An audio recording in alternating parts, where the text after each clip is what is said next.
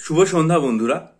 ক্লার্কশিপের প্রশ্নপত্র পুরোটা দেখার পর আজকে আমরা ইংরেজির যে বিষয়টা রয়েছে সেটা নিয়ে কথা বলবো। কারণ আমার যেটা মনে হয়েছে ক্লার্কশিপের 4টে শিফটের প্রশ্নপত্র দেখার পর, সেটা হচ্ছে যে ইংরেজি প্রশ্নপত্রের যে লেভেল সেটা অন্য সব জিনিসের থেকে একদম অন্য ধরনের হয়েছে। এবং যদি আমরা শুধুমাত্র ইংরেজির অংশটার মধ্যে আমাদের দৃষ্টি সীমাবদ্ধ রাখি, তাহলে যেটা দেখতে পাবো যে 4টে যে সেশন বা শিফট হয়েছিল তার মধ্যে আমার মতে সেকেন্ড শিফটের ইংরেজি প্রশ্নপত্র সব থেকে কঠিন হয়েছে। তার থেকে একটু সোজা হয়েছে ফার্স্ট শিফট, তার থেকে একটু সোজা হয়েছে ফোর্থ শিফট, এবং তার থেকে সোজা হয়েছে থার্ড শিফট। অর্থাৎ ইংরেজি প্রশ্নপত্রের দিকে যদি আমরা কঠিন থেকে সোজার দিকে যাই, তাহলে 1 নম্বর আসবে সেটা হচ্ছে সেকেন্ড শিফট, তারপর হচ্ছে ফার্স্ট শিফট, তারপর ফোর্থ, এবং তারপরে হচ্ছে থার্ড। এইভাবে আমরা সাজাবো। শুধুমাত্র আমি ইংরেজির কথা বলছি, অন্য কিছু কিন্তু নয়। এবার এটা একান্তই আমার ওপিনিয়ন, আপনারা এর সাথে সহমত হতে পারেন, ভিন্নমত হতে পারেন, যাই হতে পারেন সেটা অবশ্যই কমেন্ট সেকশনে জানাবেন। কিন্তু তার থেকেও যেটা সবচেয়ে প্রয়োজনীয় সেটা হচ্ছে যে ইংরেজির প্রশ্নপত্রে এই যে একটা আকাশ পাতাল পরিবর্তন নিয়ে আসা হলো পাবলিক সার্ভিস কমিশনে, সেই পরিবর্তন আনার প্রক্রিয়া বিগত 10 বছর ধরে চলছে। 2023 সালের WBCS প্রিলিমিনারি পরীক্ষায় যে পরিবর্তন আসছে তার একটা বড়সড় আভাস পাওয়া গেছিল। এবারে ক্লার্কশিপের পরীক্ষায় যে সমস্ত প্রশ্নপত্রগুলো এসেছে সেগুলোতে কোন কোন জায়গার ওপরে একদম জোর দেওয়া হচ্ছে সেগুলো আমি পুরোপুরি লিখে নিয়েছি, আপনাদের সামনে বলবো। আপনারা যদি প্রয়োজন মনে করেন আপনারা লিখেও নিতে পারেন। কারণ হতেই পারে আমরা যারা পাবলিক সার্ভিস কমিশনের পরীক্ষা দিচ্ছি তাদের ক্ষেত্রে ভবিষ্যতে হয়তো এই ইংরেজির পরিবর্তনগুলো পরীক্ষার প্রস্তুতির ক্ষেত্রে কাজে লাগবে। একটা সময় ছিল যখন আমরা পাবলিক সার্ভিস কমিশনের ইংরেজির পরীক্ষা বলতে বুঝতাম antonym, synonym, phrasal verb, one word substitution, কিছু শূন্যস্থান পূরণ, এই ধরনের মোটামুটি ভোকাবুলারির যে অংশগুলো সেই অংশগুলো। কিন্তু এখন এমন একটা সময় আসছে যখন ভোকাবুলারির এই যে অংশগুলো রয়েছে সেগুলোর ওপর জোর ক্রমশ কমে ইংরেজির গ্রামারে জোর বাড়ছে। কালী পুজোর সময় আমি একটা ভিডিও করে সেই কথা বলেছিলাম, প্রশ্নপত্রে সেটা প্রমাণিত। আমি আজকে আপনাদেরকে পুরো লিখে দিচ্ছি এবং বলে দিচ্ছি পয়েন্ট ওয়াইজ, আপনারাও কিন্তু সেইগুলোর ওপর জোর দেবেন। 1 নম্বর দেখুন, সেন্টেন্স ট্রান্সফরমেশন, অ্যাসার্টিভ সেন্টেন্স থেকে ইন্টারোগেটিভ সেন্টেন্স বা উল্টোটা, অথবা অ্যাফার্মেটিভ সেন্টেন্স থেকে নেগেটিভ সেন্টেন্স বা উল্টোটা। 2 নম্বর, কোনো একটা শব্দের আগে এ লাগিয়ে দি লাগিয়ে সেটার ব্যবহার, যেমন a little, little, the little. ঠিক আছে, লিটিল সেখানে নেই বলতে গেলে কিছু, এ লিটিল অল্প কিছু আছে, আর দি লিটিল সেখানে যতটুকু আছে সবটাকে বোঝানো হচ্ছে। এই যে ব্যাপারগুলো, এই যে ছোট্ট ছোট্ট তফাৎগুলো, এগুলো অন্য শব্দের ক্ষেত্রেও প্রয়োগ করা যায়। 3 নম্বর যেটা দেখবেন অনেক প্রশ্ন এসছে সেটা হচ্ছে ভার্ব ফর্মে ইউজ কিভাবে হবে। যেমন আপনি বোর হচ্ছেন, সেই বোর যে ভার্ব ফর্ম সেটার আর কি ইউজ। আপনি যে ধরুন কোনো জায়গাতে বেল বাজাচ্ছেন, রিং, সেই রিং এর যে ইউজ, তার বিভিন্ন রকম ফর্ম কিভাবে ব্যবহার করবেন সেটা। 3 নম্বর সেটা হচ্ছে ডিগ্রি চেঞ্জ। আপনি পজিটিভ থেকে কম্পারেটিভ ডিগ্রিতে রূপান্তরণ করবেন, কম্পারেটিভ থেকে সুপারলেটিভে, বা তার উল্টো যেগুলো আসবে সেই জিনিসগুলো।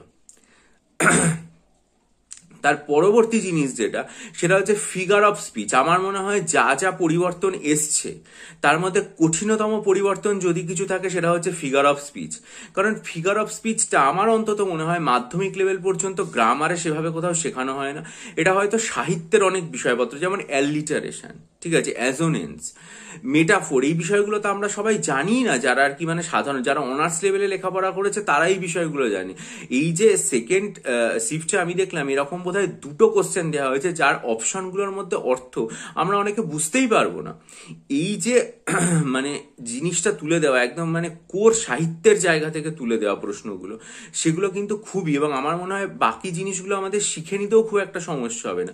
কিন্তু যেটা একদম ইংরেজি কোর সাহিত্যের বিষয় সেখান থেকে প্রশ্ন দিলে সেটা অনেকটা সমস্যা।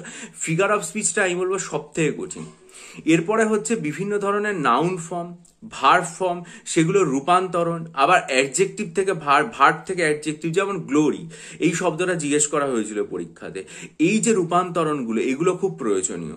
তারপরে হচ্ছে যে কোনো একটা জায়গাতে চিহ্নিত করতে দেওয়া হচ্ছে যে সেটা লাইক, এটা কি, ভার্ব না অ্যাডজেক্টিভ না কি জিনিস, না কি আর কি অ্যাডভার্ব সেটা। এই যে কোনো একটা মি, এই শব্দটা এটাকে কি হিসাবে চিহ্নিত করা হচ্ছে বাক্যে, এই ব্যাপারগুলো। এরপরে হচ্ছে টেন্স। টেন্স অনেক অনেক রকম দেওয়া হয়েছে, past continuous, future perfect continuous tense, ঠিক আছে, এবং টেন্সের উপর ভিত্তি করে will be going, will be meeting, ঠিক আছে, এই যে ফিউচার পারফেক্ট কন্টিনিউয়াস থেকে পর্যন্ত প্রশ্ন এসছে পরীক্ষাতে। সুতরাং টেন্সের যে প্রত্যেকটা ধাপ আছে সেগুলো উদাহরণ সহ জেনে যাওয়া। তারপরে যে জিনিসটা হচ্ছে সেটা হচ্ছে পার্টিসিপেল ফর্ম। পার্টিসিপেল, একটা ভার্বের যে পার্টিসিপেল ফর্ম সেটা কোথায় বসে, সেই যেমন হিয়ারিং দিয়ে একটা প্রশ্ন পরীক্ষাতে এসেছিল, এই জিনিসগুলো। তারপরে হচ্ছে নাউনের যে আলাদা আলাদা ফর্মগুলো আছে, কোনটা অ্যাবস্ট্রাক্ট নাউন, কোনটা মেটেরিয়াল নাউন, ঠিক আছে, এই জিনিসগুলোকে চিহ্নিত করতে শেখা, কাকে আমি ছুঁতে পারছি, কাকে আমি ছুঁতে পারছি না। পার্লামেন্টকে আমি ছুঁতে পারছি কিন্তু আমার উইজডমকে কিন্তু আমি ছুঁতে পারি না, এই যে ব্যাপারগুলো বোঝা। Narration change, voice change, narration change, voice change public service commission পরীক্ষায় দিত, কিন্তু সেগুলোর মানে আয়তন ছোট হতো। এবারে যে ন্যারেশন চেঞ্জ, ভয়েস চেঞ্জ গুলো দিয়েছে যথেষ্ট বড় বড় একদম, হ্যাঁ, ফলে সেগুলো মানে বুঝে তার যে মানে ভার্ব ফর্মের পরিবর্তনটাকে বুঝে সেটাকে, এবং কোনো কোনো জায়গায় অবজেক্ট একাধিক রয়েছে, ফলে এই যে অবজেক্টগুলোর মধ্যে কোনটাকে আমি সঠিকভাবে বসাবো সেটা বুঝতে অসুবিধা। তাই ন্যারেশন চেঞ্জ এবং ভয়েস চেঞ্জ যে দুটো সেগুলো শেখা। 3 নম্বর যেটা, সেটা হচ্ছে প্লুরাল ফর্ম দেওয়া। প্লুরাল ফর্মে যে এস যোগ হবে না অনেক ক্ষেত্রে, ঠিক আছে, বা একেবারেই শব্দটা পুরো পরিবর্তিত হয়ে যাবে কোনো কোনো ক্ষেত্রে। বা আমি আরো একটা জিনিস বলবো, সেটা হচ্ছে যে লিঙ্গ পরিবর্তন ইংরেজিতে, জেন্ডার চেঞ্জ, এই জিনিসগুলোও কিন্তু পড়তে হবে। তারপরে হচ্ছে সেন্টেন্সের কারেক্ট অ্যারেঞ্জমেন্ট, যেটা আমি দেখলাম 3rd এবং 4th শিফটে এসছে, যেটা সাধারণত এসএসসিতে প্রচুর এসে থাকে, যে বাক্যগুলোকে দেওয়া হচ্ছে সেগুলোকে তুমি সঠিকভাবে সাজাও, একটা বাক্যের গঠন কিভাবে হয় সেটা, সেই জিনিসটা। মোডালের ব্যবহার, তারপরে হচ্ছে কি বিভিন্ন ধরনের কালেকটিভ নাউন, হ্যাঁ, সেই কালেকটিভ নাউনগুলো যে টার্মগুলো, পার্টিকুলার টার্ম যেগুলোকে বলা হয়ে থাকে, ঠিক আছে, সেই যে পার্টিকুলার টার্ম সেগুলো কি কি বসতে পারে। তারপরে হচ্ছে পার্টস অফ স্পিচ, কনজাংশন থেকে আমি দেখলাম পরীক্ষাতে প্রশ্ন দেওয়া হয়েছে, কনজাংশন থেকে, ঠিক আছে, এই যে ব্যাপারগুলো। এমনকি মানে সব থেকে অবাক কাণ্ড যেটা, সেটা হচ্ছে ইডিয়ামে কিছুটা অংশ দিয়ে দেওয়া হয়েছে, কিছুটা অংশ দেওয়া হয়নি, বলা হচ্ছে কোথায় কোনটা বসবে। আবার অনেক সময় আমরা এতদিন জানতাম পরীক্ষাতে একটা ইডিয়াম দেওয়া হলো, দিয়ে বলা হলো তার অর্থ বের করে, এখানে তা দেওয়া হচ্ছে না, একটা শব্দ দিয়ে দেওয়া হচ্ছে, তার পার্টিকুলার ফ্রেজ বা তার পার্টিকুলার ইডিয়াম কোনটা ওই জায়গাতে বসবে সেটা জিজ্ঞেস করা হচ্ছে।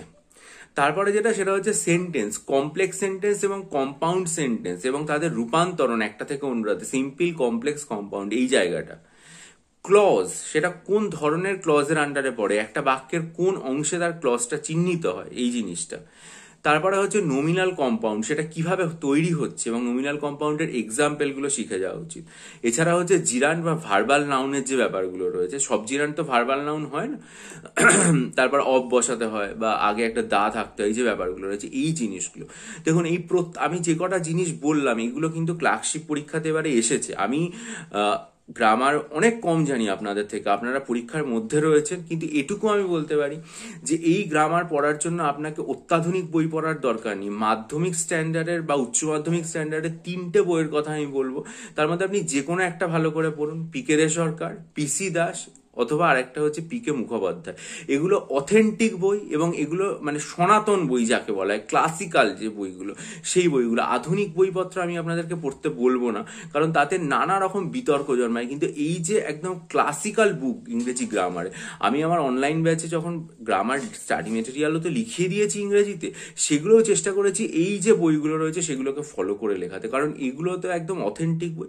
11-12 এবং পশ্চিমবঙ্গ সরকারের যে সিলেবাস সেটার উপর ভিত্তি করে লেখা আছে। আমার মনে হয় যে আপনারা যদি এগুলোর মধ্যে যে কোনো একটা বই ভালো করে পড়ুন, আমার মনে হয় অসুবিধা হবে না। এগুলো শুনে হয়তো খুব কঠিন মনে হচ্ছে, কিন্তু আপনারা যদি ঘেঁটে দেখেন দেখবেন সবে মাধ্যমিক উচ্চ মাধ্যমিক স্ট্যান্ডার্ডের জিনিস, শুধু ফিগার অফ স্পিচটা বাদ দিয়ে বাকি জিনিসগুলো কিন্তু আপনারা শিখে যেতে পারবেন। এই হচ্ছে আমার বক্তব্য যাতে যদি ভিডিওটা ভালো লাগে লাইক করুন, বন্ধুদের মাঝে শেয়ার করুন, এবং অবশ্যই আপনাদের মূল্যবান কমেন্ট দিয়ে আমাকে ঋদ্ধ করবেন। এছাড়া সমস্ত রকম আপডেটের জন্য এবং ভবিষ্যতে প্রশ্নপত্রে আরও বিশ্লেষণের জন্য এবং ক্লার্কশিপ পরীক্ষার মেন্সের প্রস্তুতি কিভাবে শুরু করবেন, বা মিসলেনিয়াসের ডেসক্রিপটিভ রাইটিং যেটা জিকে সেটা কিভাবে পড়বেন, অথবা WBCS পরীক্ষার যে কর্মসূচি আগামী দিনে সেটা কিভাবে ঠিক করবেন, সেগুলো সবই আমার চ্যানেলে বলবো। তার জন্য চ্যানেলটা সাবস্ক্রাইব করে রাখুন। আর WBCS পরীক্ষার জন্য 200 নম্বরের টোটাল 24টা মক টেস্ট তৈরি হয়েছে, এগুলো সব 2023 সাল জুড়ে তৈরি, এবং সাবজেক্ট ওয়াইজ 100 নম্বরেরও 24টা মক টেস্ট আছে, মানে 24 + 24 48টা। দেখবেন এটা সম্পর্কে দুটো ভিডিও আমার চ্যানেলে 21শে নভেম্বর আপলোড করে দুঃখিত, এটা দেওয়া হয়েছে আমার চ্যানেলে, কমিউনিটি সেকশনে লিঙ্ক আছে। যারা নিতে চান তারা ভিডিওগুলো কমিউনিটি সেকশনে গিয়ে ভালো করে দেখে ডিসক্রিপশন বক্সে আমার ইমেলের মাধ্যমে যোগাযোগ করুন। ভালো থাকুন, বিজয়ী হন, সফল হন। চ্যানেলটা সাবস্ক্রাইব করে বেল আইকন প্রেস করে দিন। ভালো থাকবেন।